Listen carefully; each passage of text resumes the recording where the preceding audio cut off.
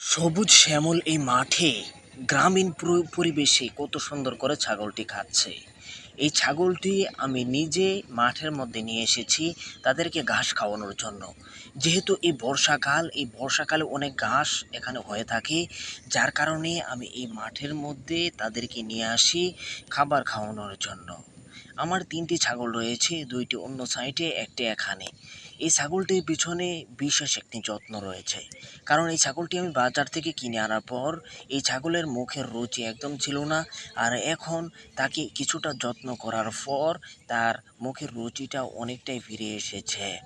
তো যত্ন করলে, একটা জিনিসের প্রতি ভালোবাসা থাকলে সেই জিনিস উন্নত হবেই, সেই জিনিসের মধ্যে আল্লাহ তাআলা বরকত দিবেই।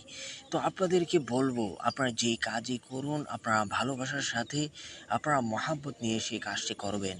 আমি আজকে ছাগল নিয়ে এখানে বসে আছি, আশেপাশে কত মানুষ আছে যে বলছে যে ছাগল নিয়ে বসে আছে, ছেলে এত শিক্ষিত তারপরেও ছাগল নিয়ে বসে আছে।